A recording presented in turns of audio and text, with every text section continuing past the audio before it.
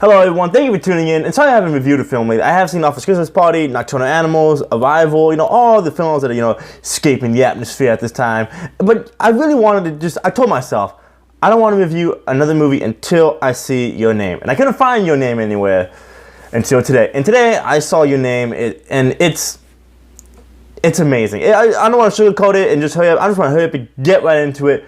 I really, really like this film. Because honestly, this is the best animated film of the year. It's by far in my top 3 best films of the year, which top 10 list will be going out pretty soon. Actually, I made a top 20 because there have been a lot of good films this year, and this is definitely one of them. This is absolutely a landmark of cinema right here. You have not only a genre, kind of a fantasy, fiction type storytelling, because you have, the Pan Trap, the Change Up, with that sucky ass Ryan Reynolds movie. I mean, you have this plot has been around. It's a boy girl thing. I think that's the name of it. This movie is definitely in that wheelhouse of just body swiping. You've seen it before, but you really have not seen it like this. And I think what makes this different from all the other ones is the social context beneath it. And that is one huge selling point that became noticeable in Japan. This takes place in Japan, modern day Japan. People, respond to that really likely. I mean, this movie has made like a lot of money over there, and rightfully so, because this movie not only has, a good message towards the environment, because this takes place, both in the city aspect, but not only that, but in the country aspect. These people were different, how culture-wise they were, the uses of phones, the uses of day-to-day lifestyle, what they, who they interact with, between who they don't interact with, just small stuff like that I think are really crucial to what makes a better movie. And this movie, it's phenomenal. And I love the director's other work. He's also did 5 centimeters per second, the Garden of Words. I'm looking at the list right here. And this director, Mayuko Shinika, hope I'm saying that right. This guy is really talented. He directed the film, and he also wrote the screenplay. So that's what I'm thinking. I'm thinking this guy not only directed, an animation movie, but he also wrote one to tell this type of different story. There's a little spin to it, because a body swipe movie we've seen before, done in live action, and we want to see it, a little bit different here. We're going fine with seeing plots the same. We're okay with that. I mean, hell, Moana, Star Wars, all those movies, Fantastic Beasts, we've all seen those plots done before.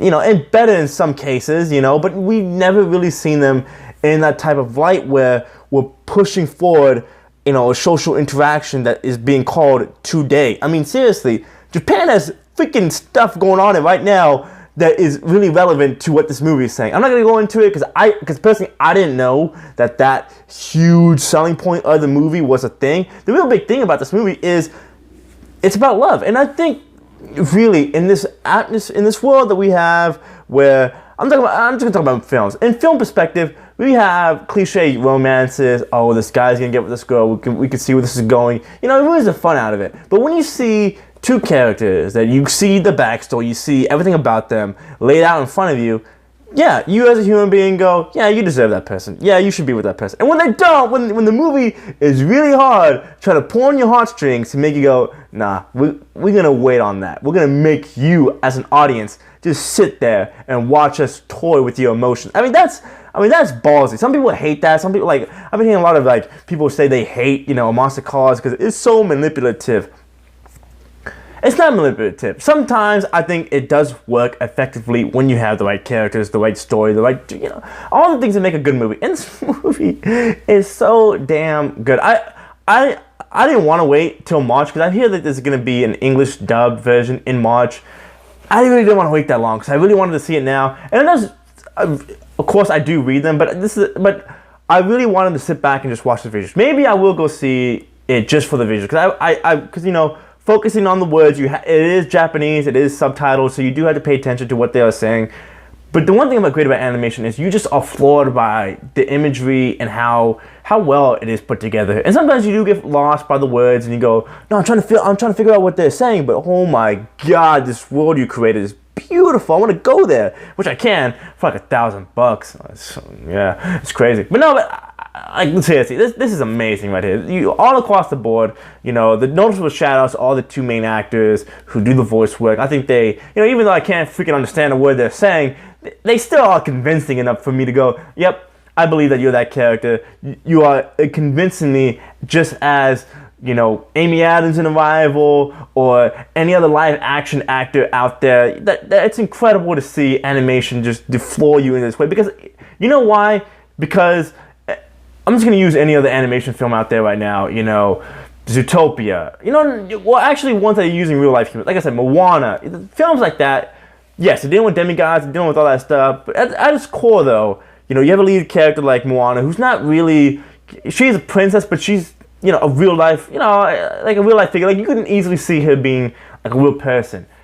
This makes what other animation cartoons dealing with, you know, real life people, they make them look like SpongeBob characters. I'm dead serious. This movie makes you feel like you want to go there and meet these people, even though you know that they're animated and they're not real. That's to me is just amazing on all accounts. Because seriously, this movie has riddled with subtlety to it, that if you catch little things here and there, some of the music choices on it are really sweet and emotional. This thing grabs you from the beginning, from the get-go. It's funny, it's lighthearted. It's one of the best films I've seen all year. I give it a 10. Your Name right now is a masterpiece to behold. I dare anybody to miss this film, because gosh, man, this movie's amazing. Everybody's been raving about it. Everybody's been saying how great this movie is, and this movie is all around the board. A+, 100%. Nothing. Well, some of the intermissions between the songs, like I don't listen to K-pop, even though I like some of the songs. It was a little unsettling at first, because because they do lay it out like too much. Like the songs, like I met a girl, like I was reading the subtitles. The song, like I met a girl, the girl turned into. It's like, okay, you know, that was the one part where I went, man, this exposition right here is really, you know, out there. But hey, it's a cool ass song. Anyway, people, I really didn't want to review another movie until I saw Your Name. I'm so glad I got this movie a chance to give it a fair review. I saw it, I loved it. Every minute of this movie is amazing. Go see it. My name is Zero Quez. Have a great day, everybody. Leave a comment down below, click the like button, subscribe, and talk to you guys soon. Check out my videos on my channel, and yeah, have a great one, guys. Goodbye. See ya.